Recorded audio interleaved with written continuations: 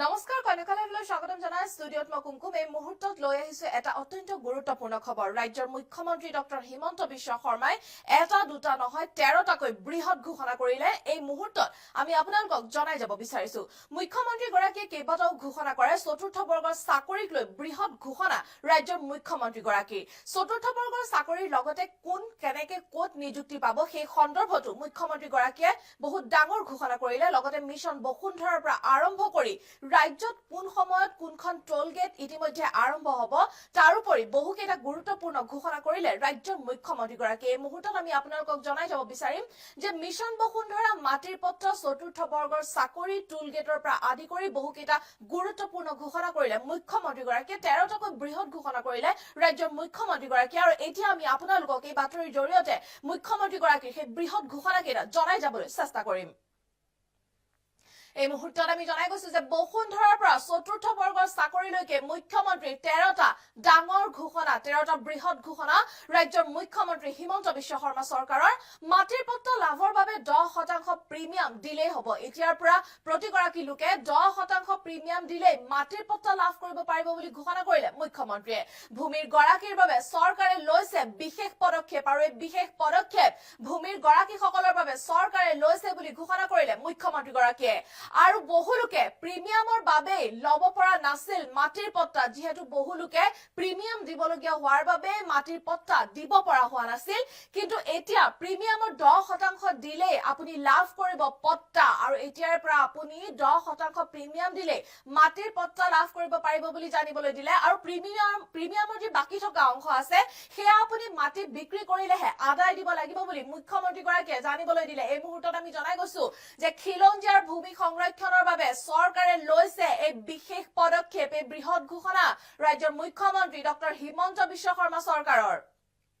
চতুৰ্থ বৰ্গৰ চাকৰিক লৈও ডাঙৰ ঘোষণা কৰিলে মুখ্যমন্ত্ৰী গৰাকী এই মুহূৰ্তত আমি জনাই যাব বিচাৰিম যে চতুৰ্থ বৰ্গৰ চাকৰিক লৈও ডাঙৰ ঘোষণা মুখ্যমন্ত্ৰী গৰাকীৰ বিদ্যালয় মহাবিদ্যালয় হাস্পতালত চতুৰ্থ বৰ্গৰ চাকৰি স্থানীয় যুৱক যুৱতীয়ে পাব এতিয়াৰে পৰা বিদ্যালয় মহাবিদ্যালয় আৰু হাস্পতালসমূহত চতুৰ্থ বৰ্গৰ চাকৰিসমূহ স্থানীয় ল'ৰা ছোৱালীয়ে পাব আৰু ইয়াৰ বাবে নীতি তৈয়াৰ কৰিব চৰকাৰে স্থানীয় প্ৰাৰ্থীক অগ্ৰাধিকাৰ দিয়াৰ বাবে এই পদক্ষেপ গ্ৰহণ কৰিব বুলি জানিব দিলে মুখ্যমন্ত্ৰীয়ে আৰু গুৱাহাটী উত্তৰ গুৱাহাটী দলঙক লৈও এই মুহূৰ্তত ডাঙৰ খবৰ আহিল এই মুহূৰ্তত মুখ্যমন্ত্ৰীয়ে বৃহৎ ঘোষণা কৰিলে গুৱাহাটী আৰু উত্তৰ গুৱাহাটী দলঙক লৈ পেলাই ইতিমধ্যে তীব্ৰ গতিত চলিছে দলং নিৰ্মাণৰ কাম আৰু প্ৰায় শেষ পৰ্যায়ত দলং নিৰ্মাণৰ কাম বুলি জানিবলৈ দিলে মুখ্যমন্ত্ৰী গৰাকীয়ে তীব্ৰ গতিত চলিছে গুৱাহাটী আৰু উত্তৰ গুৱাহাটী সংযোগী দলঙৰ কাম আৰু আগন্তুক 4 পৰা 6 মাহৰ ভিতৰত সম্পন্ন হ'ব নিৰ্মাণৰ কাম গুৱাহাটী আৰু উত্তৰ গুৱাহাটী দলং সংযোগী দলং 4 পৰা 6 মাহৰ ভিতৰত সম্পন্ন হ'ব বুলি জানিবলৈ দিলে মুখ্যমন্ত্ৰীয়ে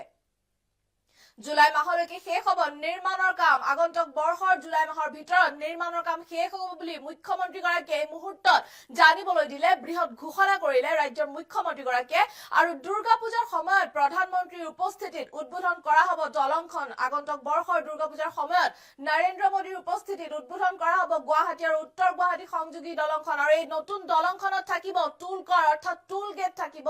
আৰু ট্ৰাক আৰু নৈশবাছ দলঙেৰে আহিলে দিব লাগিব টুল কৰ এতিয়াৰে পৰা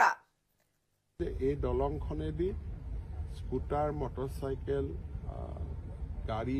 এইবিলাক ফ্ৰী থাকিব কিন্তু ট্ৰাক আহিলে টোল ফ্ৰী দিব লাগিব অকল ট্ৰাকৰ কাৰণে আমি এইকাৰণে টোল ফ্ৰী ৰাখিম যাতে মহানগৰীত বহুত ট্ৰাক সোমাই পেলাই মহানগৰীৰ পৰিৱেশটো বেয়া নকৰে সেইকাৰণে ট্ৰাকটো টোল দি ট্ৰাক সোমাব কিন্তু গাড়ী মটৰচাইকেল এইবিলাকত কোনো চিটি বাছতো টোল নালাগে কিন্তু যদি নাইট ছুপাৰ আহে তে লাগিব মানে যিখিনি সৰ্বসাধাৰণ মানুহ অহা যোৱা কৰে তাতে টোল নালাগে কিন্তু ট্ৰাক বা নাইট ছুপাৰ নহলে গুৱাহাটীখন ৰাতি বহুত ভিৰ হৈ যাব মানুহে হাইৱে দি নগৈ চবেই এইফালে সোমাই দিব কাৰণ আমি হাইৱেটো চলাই ৰাখিব লাগিব গতিকে সকলোৱে ভাবিব যে এইফালে ওলাই যাওঁ সেইকাৰণে পাণবজাৰ ফাঁচী বজাৰ নতুন এটা যান-জঁট হ'ব সেইকাৰণে ট্ৰাক বা নাইট ছুপাৰ এইবিলাকৰ ক্ষেত্ৰত আমাৰ টোল থাকিব কিন্তু বা আমাৰ নৰ্মেল বাছে হওক বা আমাৰ 4-চকীয়া বাহন 2-চকীয়া বাহন এইবিলাক বিনামূলীয়া এতিয়ালৈকে ঠিক কৰা নাই কিন্তু আমাৰ উদ্দেশ্যটো হ'ল তেওঁলোক যাতে নাহে আমি বস্তুটো অহাটো বন্ধ কৰিব খুজিছো এনেই নহ'লে কি হ'ব গোটেই গুৱাহাটীৰ মাজত যিমান হাইৱেৰ পৰা কাৰণ গৌৰীপুৰৰ পৰা ইয়ালৈকে 6 মিনিট লাগিব সেইটোৰ সুবিধা লৈ পেলাই গোটেই ট্ৰাক মুভমেণ্টটো ইয়ালৈকে আহি যাব গোটেই গুৱাহাটীখন ট্ৰাকৰ এটা ভিৰ হৈ যাব আৰু ৰাতি বোলে নহয় ৰাতি আহক ৰাতি হ'লেও বহুত স্পীডত সোমাই আহিব যান বাহন এক্সিডেণ্ট বাঢ়িব সেইকাৰণে আমি ঠিক কৰিছোঁ যে ট্ৰাকটো আমি সোমাবৰ কাৰণে এটা ফিজ কৰি দিম যাতে ফিজটো অলপ বেছিকৈ কৰি দিম যাতে তেওঁলোক আহিব নোৱাৰে কালেকশ্যনটো উদ্দেশ্য নহয় উদ্দেশ্যটো হ'ল যে ফিজটো যাতে চলিছে যে আমি চতুৰ্থ বৰ্গৰ পদ যদি চৰকাৰী নিয়মত দিওঁ তেতিয়াহ'লে লোকেল ল'ৰাই নাপায় লোকেল ল'ৰাই কিয় নাপায় পৰীক্ষা দিব লাগে গতিকে তাকে লৈ গাঁও চহৰবিলাকত স্থানীয় ল'ৰাবিলাকে আপত্তি কৰে সেইকাৰণে আমি এটা ছিষ্টেম কৰিব খুজিছোঁ য'ত নেকি স্কুলখনৰ প্ৰিন্সিপালকে তাৰ এজন গ্ৰেড 4 এমপ্লয়ী ল'ব পাৰে স্থানীয় জেগাৰ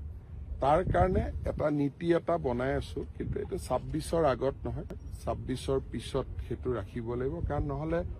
4th গ্ৰেড এমপ্লয়ীখিনি বেলেগ জিলাৰ পৰা বেলেগ জিলাত গ'লে মানুহে বেয়া পায় সেইকাৰণে বহুতবিলাক ৰাজ্যত আজিকালি নতুন নতুন কিছুমান নিয়ম কৰিছে ময়ো এইবাৰ শিকি আহিছোঁ 2-3টা কিন্তু বিধানসভা নিৰ্বাচনৰ আগত যিহেতু আমাৰ এডভাৰটাইজ হৈয়ে গ'ল নিযুক্তিয়ে হ'ব গোটেই পোষ্টখিনি সেইকাৰণে এতিয়া নহয় বিধানসভা ইলেকশ্যনৰ পিছত কলেজৰ গ্ৰেড 4 পোষ্ট হস্পিটেলৰ গ্ৰেড 4 পোষ্ট স্কুলৰ গ্ৰেড 4 পোষ্ট এইখিনি যাতে সেই মৌজাটোৰ ল'ৰাই বা সেই গাঁৱৰ ল'ৰাই পায় তাৰ কাৰণে আমি নীতি এটা বনাই আছোঁ যে এই দলংখনেদি স্কুটাৰ মটৰচাইকেল গাড়ী এইবিলাক ফ্ৰী থাকিব কিন্তু ট্ৰাক আহিলে টোল ফ্ৰী দিব লাগিব অকল ট্ৰাকৰ কাৰণে আমি এইকাৰণে টোল ফ্ৰী ৰাখিম যাতে মহানগৰীত বহুত ট্ৰাক সোমাই পেলাই মহানগৰীৰ পৰিৱেশটো বেয়া নকৰে সেইকাৰণে ট্ৰাকটো টোল দি ট্ৰাক সোমাব কিন্তু গাড়ী মটৰচাইকেল এইবিলাকত কোনো চিটি বাছতো টোল নালাগে কিন্তু যদি নাইট ছুপাৰ আহে তে লাগিব মানে যিখিনি সৰ্বসাধাৰণ মানুহ অহা যোৱা কৰে তাতে টোল নালাগে কিন্তু ট্ৰাক বা নাইট ছুপাৰ নহ'লে গুৱাহাটীখন ৰাতি বহুত ভিৰ হৈ যাব মানুহে হাইৱে দি নগৈ চবেই এইফালে সোমাই দিব কাৰণ আমি হাইৱেটো চলাই ৰাখিব লাগিব গতিকে সকলোৱে ভাবিব যে এইফালে ওলাই যাওঁ সেইকাৰণে পাণবজাৰ ফাঁচী বজাৰ নতুন এটা যান জঁট হ'ব সেইকাৰণে ট্ৰাক বা নাইট ছুপাৰ এইবিলাকৰ ক্ষেত্ৰত আমাৰ টোল থাকিব কিন্তু বা আমাৰ নৰ্মেল বাছে হওক বা আমাৰ 4চকীয়া বাহন 2চকীয়া বাহন এইবিলাক বিনামূলীয়া এতিয়ালৈকে ঠিক কৰা নাই কিন্তু আমাৰ উদ্দেশ্যটো হ'ল তেওঁলোক যাতে নাহে আমি বস্তুটো অহাটো বন্ধ কৰিব খুজিছোঁ এনেই নহ'লে কি হ'ব গোটেই গুৱাহাটীৰ মাজত যিমান হাইৱেৰ পৰা কাৰণ গৌৰীপুৰৰ পৰা ইয়ালৈকে 6 মিনিট লাগিব সেইটোৰ সুবিধা লৈ পেলাই গোটেই ট্ৰাক মুভমেণ্টটো ইয়ালৈকে আহি যাব গোটেই গুৱাহাটীখন ট্ৰাকৰ এটা ভিৰ হৈ যাব আৰু ৰাতি বোলে নহয় ৰাতি আহক ৰাতি হ'লেও বহুত স্পীডত সোমাই আহিব যান বাহন এক্সিডেণ্ট বাঢ়িব সেইকাৰণে আমি ঠিক কৰিছোঁ যে ট্ৰাকটো আমি সোমাবৰ কাৰণে এটা ফিজ কৰি দিম যাতে ফিজটো অলপ বেছিকৈ কৰি দিম যাতে তেওঁলোক আহিব নোৱাৰে কালেকশ্যনটো উদ্দেশ্য নহয় উদ্দেশ্যটো হ'ল যে ফিজটো যাতে চলিছে যে আমি চতুৰ্থ বৰ্গৰ পদ যদি চৰকাৰী নিয়মত দিওঁ তেতিয়াহ'লে লোকেল ল'ৰাই নাপায় লোকেল ল'ৰাই কিয় নাপায় পৰীক্ষা দিব লাগে গতিকে তাকে লৈ গাঁও চহৰবিলাকত স্থানীয় ল'ৰাবিলাকে আপত্তি কৰে সেইকাৰণে আমি এটা ছিষ্টেম কৰিব খুজিছোঁ য'ত নেকি স্কুলখনৰ প্ৰিন্সিপালকে তাৰ এজন গ্ৰেড 4 এমপ্লয়ী ল'ব পাৰে স্থানীয় জেগাৰ তাৰ কাৰণে এটা নীতি এটা বনাই আছোঁ কিন্তু এইটো 26ৰ আগত নহয় 26ৰ পিছত সেইটো ৰাখিব লাগিব কাৰণ নহ'লে 4th গ্ৰেড এমপ্লয়ীখিনি বেলেগ জিলাৰ পৰা বেলেগ জিলাত গ'লে মানুহে বেয়া পায় সেইকাৰণে বহুতবিলাক ৰাজ্যত আজিকালি নতুন নতুন কিছুমান নিয়ম কৰিছে ময়ো এইবাৰ শিকি আহিছোঁ 2-3টা কিন্তু বিধানসভা নিৰ্বাচনৰ আগত যিহেতু আমাৰ এডভাৰটাইজ হৈয়ে গ'ল নিযুক্তিয়ে হ'ব গোটেই পোষ্টখিনি সেইকাৰণে এতিয়া নহয় বিধানসভা ইলেকশ্যনৰ পিছত কলেজৰ গ্ৰেড 4 পোষ্ট হস্পিটেলৰ গ্ৰেড 4 পোষ্ট স্কুলৰ গ্ৰেড 4 পোষ্ট এইখিনি যাতে সেই মৌজাটোৰ ল'ৰাই বা সেই গাঁৱৰ ল'ৰাই পায় তাৰ কাৰণে আমি নীতি এটা